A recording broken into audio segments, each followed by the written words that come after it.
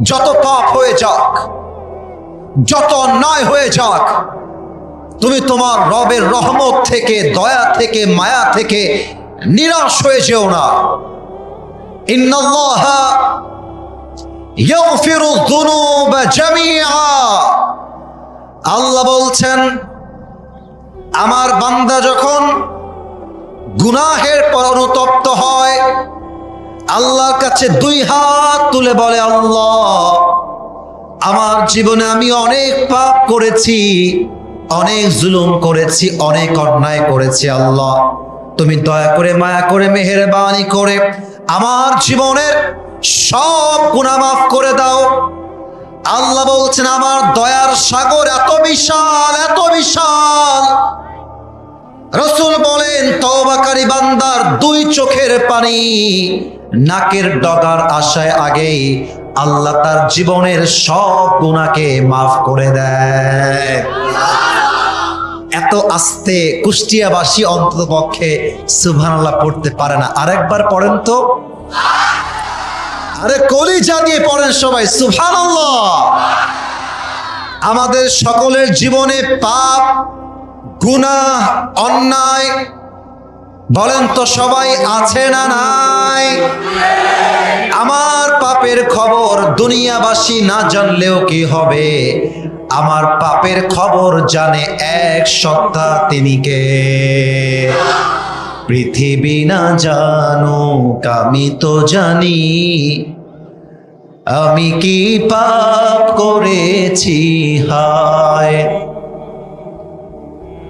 আমার পাপের করলে বিচার, বাঁচার আমার নাই উপায়। দয়াময় প্রভু মাফ করো আমায়, মাফ করো আমায়। পরের সময় আমিন। এবার আসুন আমরা জেনে নেই তওবা যে করে। অনেক যুবক এখানে বসে আছো যাদের গার্লফ্রেন্ড আছে, আমি ঠিক বলতে বলছি না, জাস্ট বোঝার চেষ্টা করো। আমি তোমাকে ডিসরেসপেক্ট করে কথা বলবো না। অনেক যুবক আছো যারা গতকাল বাসাতে বসে বসে পর্নোগ্রাফি দেখেছো। আই এম সরি বাট আমি বাস্তব বলছি। অনেক যুবক এই মাহফিলে আছো যারা এই সপ্তাহতে তার গার্লফ্রেন্ড নিয়ে পার্কে ঘুরে আসছো। অনেক যুবক এখানে বসে আছো যার পকেট চেক করলে right now at this moment, এখনই পকেট থেকে বিড়ির প্যাকেট বের হবে। কথা ভুল বললাম না ঠিক বললাম? এবার বলেন। অনেক যুবক তোমরা আছো, ইভেন অনেক যুবক এখানে বসে আছে যাদের অ্যান্ড্রয়েড ফোনের গ্যালারি চেক করলে, গুগল চেক করলে, ইউটিউব চেক করলে, টিকটক চেক করলে, ফেসবুক চেক করলে শত শত নারীর অশ্লীল ভিডিও খুঁজে পাওয়া যাবে, পর্নোগ্রাফি খুঁজে পাওয়া যাবে, হিন্দি গান খুঁজে পাওয়া যাবে। কথা ভুল না ঠিক? না এত আস্তে বললে ওয়াজ হবে না। কথা ভুল না ঠিক? দেখো, তুমি যদি এখনই তওবা করো, আল্লাহ তোমাকে মাফ করবে। কেমন করে? আমি দয়াটা বোঝাই। এই আপনাদের কুষ্টিয়াতে থানা আছে না? এই যে কথা না বললে ওয়াজ করি কেমন করে? থানা আছে না? আদালত আছে না? পুলিশ আছে না? জেল হাজত আছে না? মনে করেন আমি আসিফ হুজুর কুষ্টিয়ার সোনাইডাঙ্গার মাটিতে এসে একটা মোবাইল ফোন চুরি করলাম। এক্সাম্পল, জাস্ট উদাহরণ দিচ্ছি। সোনাইডাঙ্গার যুবকরা মিলে আমার নামে কেস করলো, মামলা হলো, আমাকে পুলিশে দেওয়া হলো, থানায় গেলাম।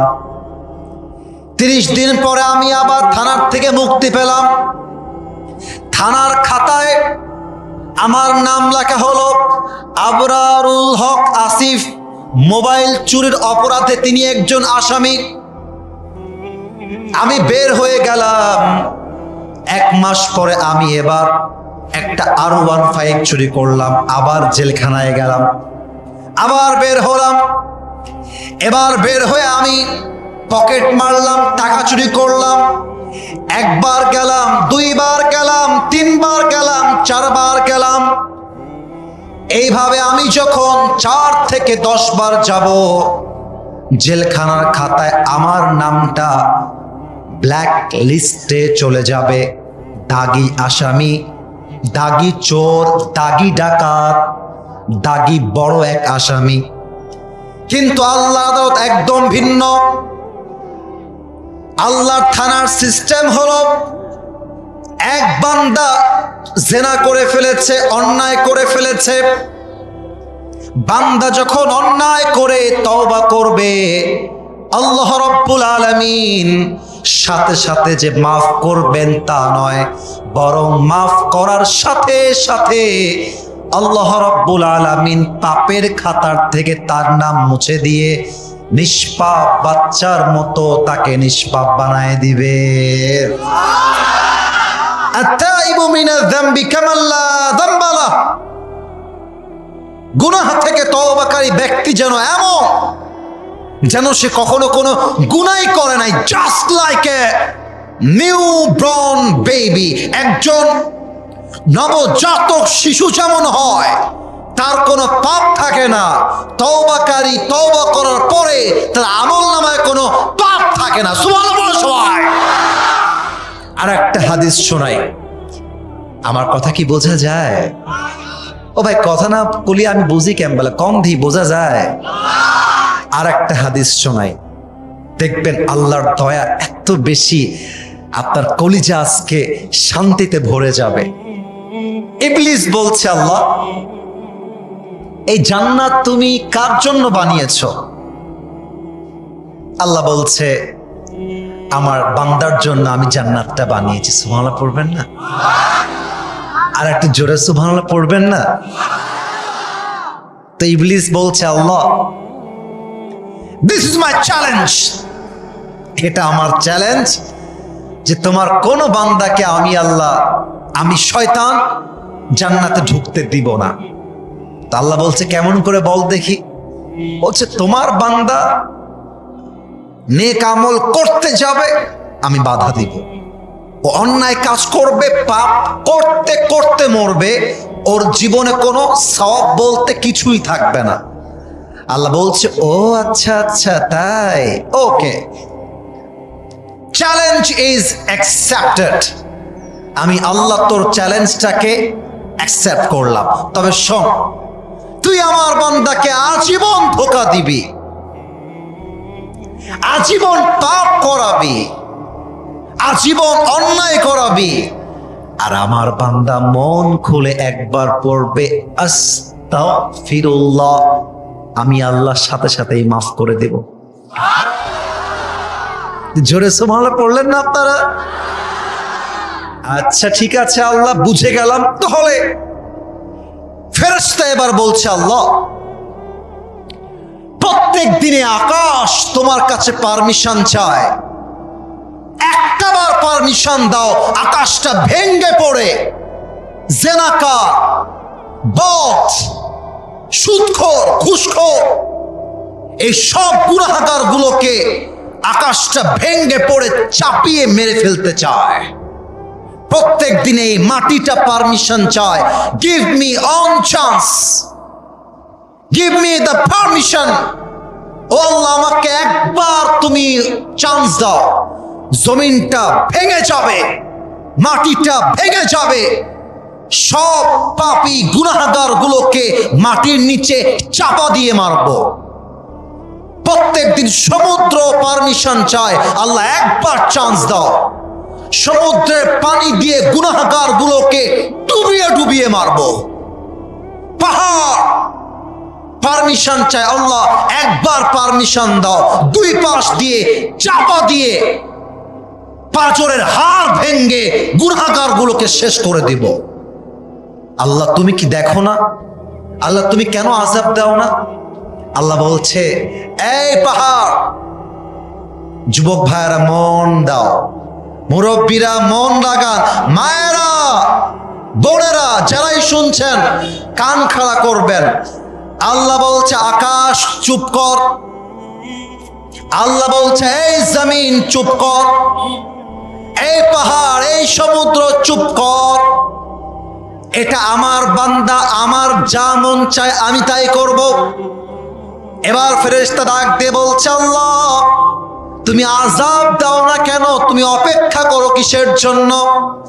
আল্লাহ বলছে ফেরেশতারে আমার বান্দারে আমি অনেক দয়া করে বানাইছি, আমি আমার বান্দারে অনেক ভালোবাসি।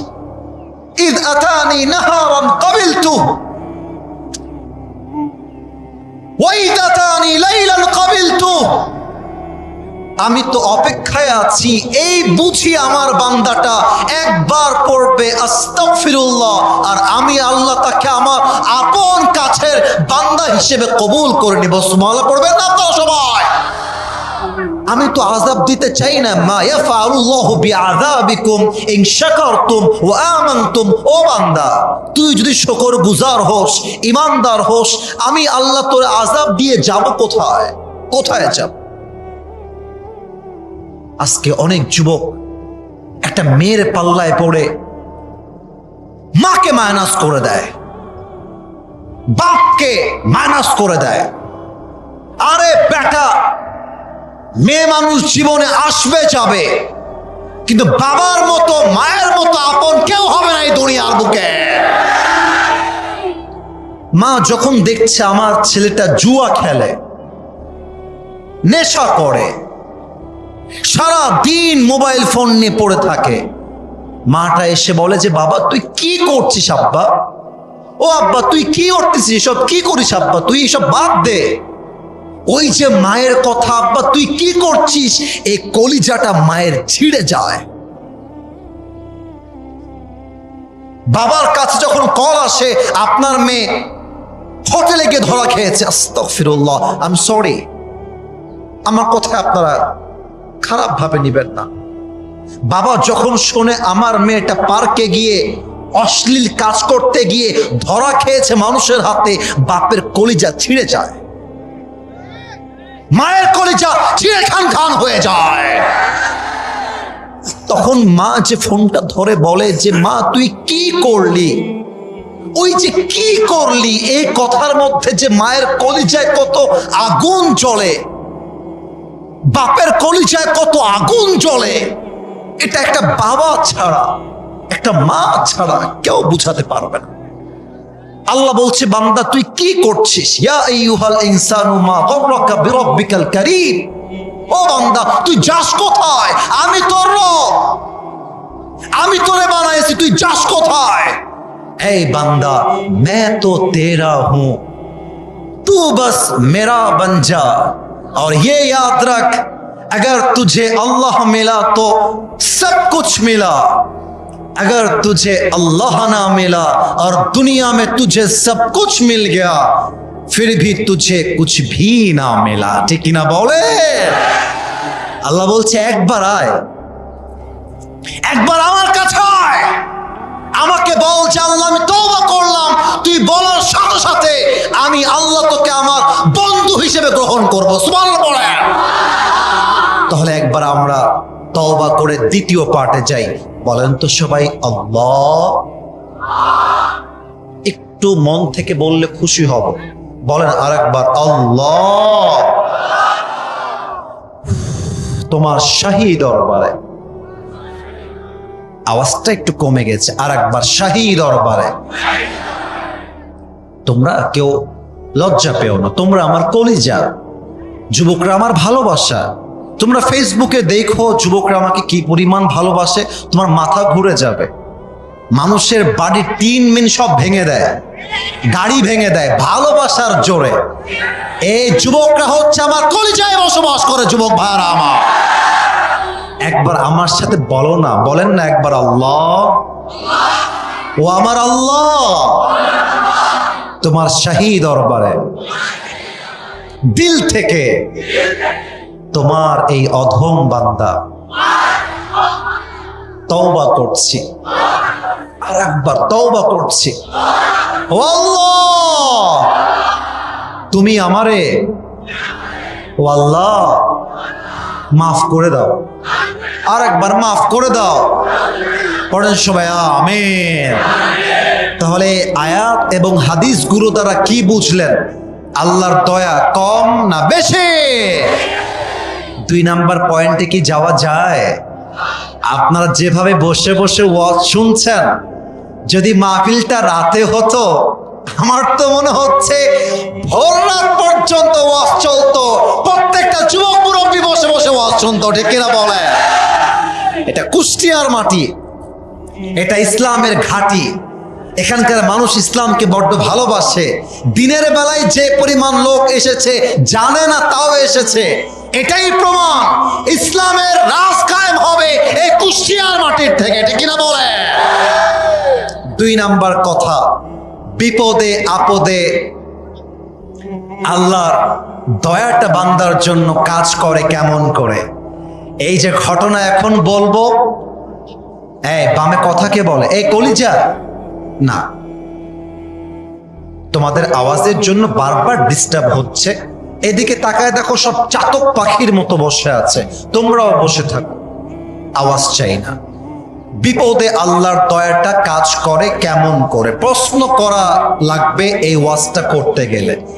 বলেন তো, নবীজির একজন বন্ধু ছিলেন, কিন্তু উনি শুধুমাত্র নবীর বন্ধু নন, উনি নবীর বন্ধু আবার নবীজির শ্বশুর। কি নাম? আবু বকর। এদিকে আওয়াজ আসছে, সামনে আওয়াজ পাই নাই। আরেকবার, আবু বকর। নাম কি? আরেকটু আওয়াজ চাই। 80 ভাগ আসছে, 100 ভাগ আওয়াজ চাই। ওই সাহাবীর নাম কি? আবু বকর as-সিদ্দিক রাদিয়াল্লাহু তাআলা আনহু। আরেকটা প্রশ্ন, এই ভয় পাবেন না, আমি কিন্তু আটকানোর জন্য প্রশ্ন করছি না। আমি চাই আপনারা আমাকে বোঝেন, বুঝে ওয়াজ শোনেন। আমাদের বক্তাদের সমস্যা কি জানেন? আমরা চিৎকার করি বেশি, এতে করে সামনে তারা কি বুঝলো তারাও বোঝে না, আমি কি বললাম আমি নিজেও বুঝি না। এখন মুরব্বী যখন রাস্তা দিয়ে হেঁটে যায়, কি গো বক্তা কে আসছিল? বলছে সেই বক্তা। বলছে কি ওয়াজ? বলছে সেই ওয়াজ। তো বলছে কি শুনলা, একটা কও তো আমারে, কি শুনলা? বলছে 1.5 ঘন্টা ওয়াজ শুনলাম, চিৎকার ছাড়া কিছু বুঝতে পারলে ভালোই হতো, কিছু বুঝি নাই ভাই, খালি ঠিক আর নারায়ে তাকবীর দিয়ে আসছি। এই ওয়াজ দিয়ে কাজ হবে না, সরি, এটা আমরা আমাদের ভুলের কথা বললাম। বক্তা কি বলছেন এটা বক্তাকে বুঝতে হবে, এবং শ্রোতা কি শুনছে তা বুঝে মানার নামই হচ্ছে ওয়াজের সফলতা, ঠিক কিনা বলো? আচ্ছা, এবার বলেন তো, আমার নবীজির বউ মোট কয়টা ছিল? 11টা। Right answer. আর একটু জোরে, কয়টা? 3 নাম্বার প্রশ্ন করেই আমরা মূল ঘটনায় ফিরে যাব। বলেন তো, আমার নবীর যে সমস্ত স্ত্রীরা ছিল, সবচাইতে কম বয়সে নবীজি একজনকে বিয়ে করেছিলেন, নাম কি ছিল? আয়েশা রাদিয়াল্লাহু তাআলা আনহা। বিয়ে হয়েছিল মাত্র 6 বছর বয়সে। বলেন তো দেখি, কয় বছর বয়সে? 6 বছর বয়সে। এবার আমি বোঝাবো বিপদের সময় বান্দার উপরে আল্লাহর দয়াটা আসে কেমন করে। আমাদের বাংলাদেশে 4 বিয়ে তো দূরের কথা, যুবকদের একটা বিয়ে করতে লুঙ্গি খুলে যায়, আর 2 বিয়ে করার চিন্তা করা বাংলাদেশে রাজকীয়তা ছাড়া আর কিছুই না, ঠিক কিনা বলে? আর মেয়েদের মনে এত হিংসা, সারা জীবন আমি একাই রাজ করব আর কাউকে আসতে দিব না। আর আমার আফসোস লাগে বলতে, আজকালকার মেয়েদের ডিমান্ডের জন্য 80 ভাগ পুরুষ হার্ট অ্যাটাক করে মারা যায়। এত আস্তে ঠিক বললেন কেন? জোরে বলেন। খালি চাই আজকে ফ্রিজ লাগবে, কালকে টিভি লাগবে, তারপরের দিন আইফোন 17 প্রো ম্যাক্স লাগবে। আর বিবাহিত মেয়ের কথা তো বাদ দিলাম, অনেক মেয়ে আমার কথায় রাগ করবেন, বাট কসম করে বলছি আমি প্রত্যেকটা মেয়েকে আমার কলিজার থেকে সম্মান করি। কিছু চরিত্রহীন মেয়ের জন্য আজকে হাজারো চরিত্রবান মেয়ের বদনাম হয়ে যায়। কিছু মেয়ে আছে একটা আইফোন পাওয়ার জন্য কক্সবাজার পর্যন্ত চলে যায়। নাই নাই, এরকম মেয়ে নাই নাই নাই। তবে একটা কথা মাথায় রাখবেন, সব মেয়েকে এক পাল্লায় মাপলে হবে না। পুরুষরাও কিন্তু দুধে ধোয়া তুলসী পাতা নয়। আর কি বলবো, বোরকা পড়লে তো আজকাল কনফার্ম জান্নাতি হওয়া যায় না। বেশিরভাগ মেয়েরা বোরকা পরে 3-4টা প্রেম একাই করে বেড়ায়। দেখলেই মনে হবে यार ये तो अभी के अभी जन्नत से भाग के दुनिया में आई है। কনফার্ম জান্নাতি, হাতে মোজা, পায়ে মোজা, বাবারে বাবা, মুখটাও ঢাকা, আর সামনাসামনি হলে আসসালামু আলাইকুম ভাইয়া, কেমন আছেন ভাইয়া? বলো বলো, আছে না নাই? বলো বলো বলো। আর কিছু কিছু মেয়ে দেখবা বোরকা পরেই টিকটক করে বেড়ায়, উপরে ফিটফাট ভেতরে সদরঘাট।